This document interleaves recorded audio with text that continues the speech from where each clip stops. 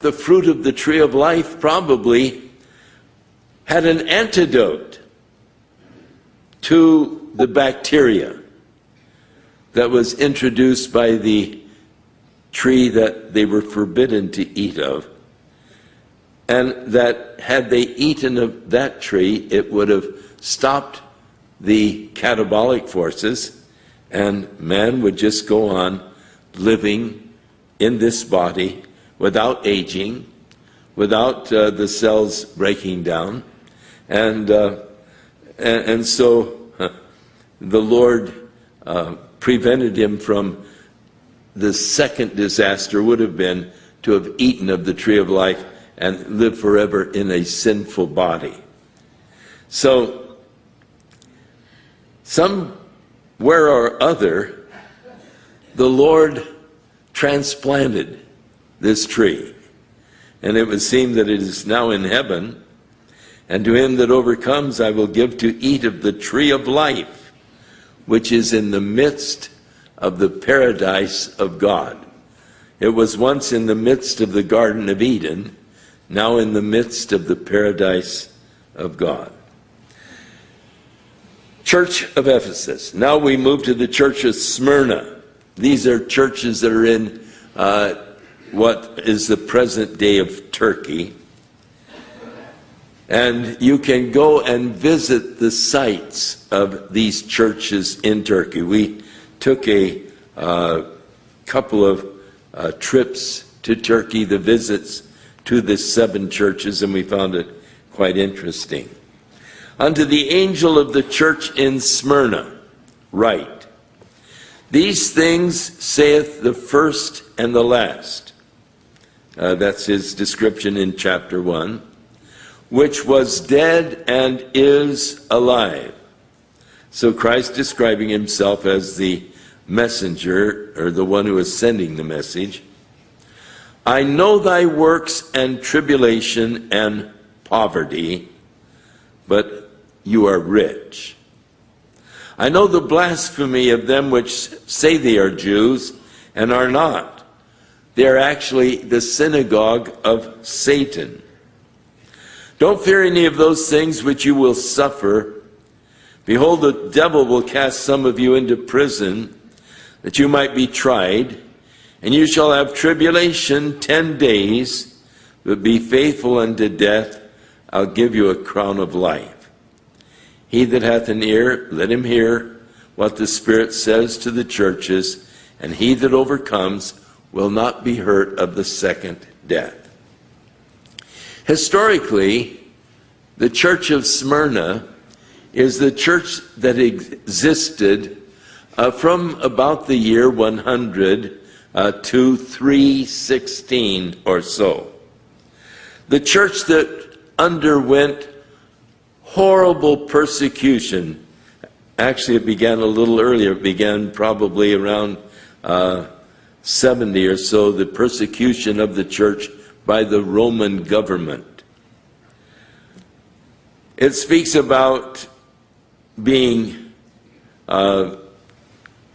having tribulation for 10 days. And some believe that it refers to the 10 emperors of Rome that did so much persecution against the church. An estimated 6 million Christians were martyred during this period of history. Nero, from 64 to 68. Under Nero, Paul was beheaded. Peter was crucified upside down. Under Domitian, 95 and 96, John was exiled to Patmos during this period of time. The Emperor Trajan, from 104 to 117, Ignatius was burned at the stake.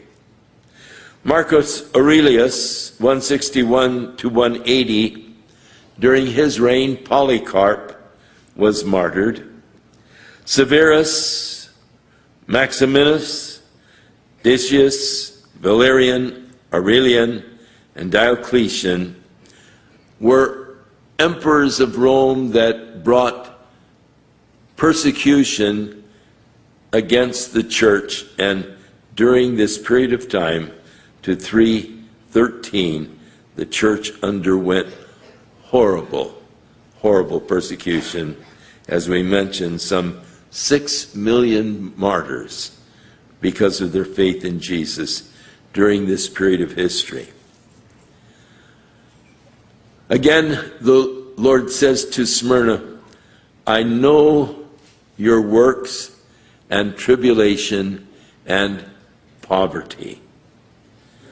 But he said, you're really rich.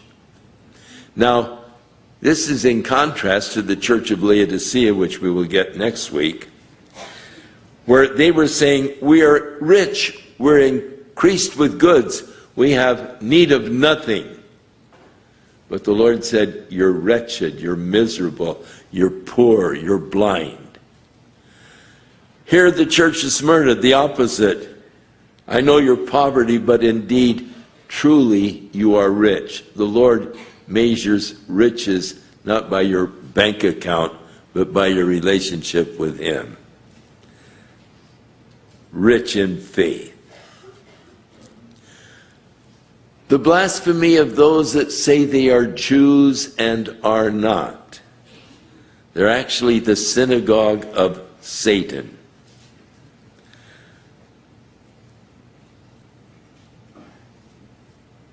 The word Jew represents really Judaism, a faith in God and the worship of God. And there are those who say they are Jews. They are nationally, but spiritually they are not. And they are actually the synagogue of Satan. It is a mistake to think of Israel as a godly nation. It is not. Israel is a very secular nation. They will become a godly nation when God does deliver them in the war against Russia and Iran and other Muslim nations. That will turn them to the Lord. But right now they are a secular nation, and though they keep a lot of the Jewish traditions, the service of God and all is not something that is really in their hearts. And so the Lord said, I know the blasphemy of those that say they are Jews, but are actually the synagogue of Satan. Now, fear none of those things which you will suffer. They're going to suffer. They're going to be martyred. It's going to be a rough time. And behold, the devil so cast some of you into prison. Interestingly enough, John was in prison when he was writing this. Be thou faithful unto death. Going to put you to death, but I will give to you a crown of life. He that hath an ear to hear. Now notice when Jesus describes himself up in verse 8, I am the first and the last, I was dead and I am alive. They're going to put you to death, but I will give you a crown of life. And he that hath an ear, let him hear what the Spirit is saying unto the churches. For he that overcometh will not be hurt of the second death.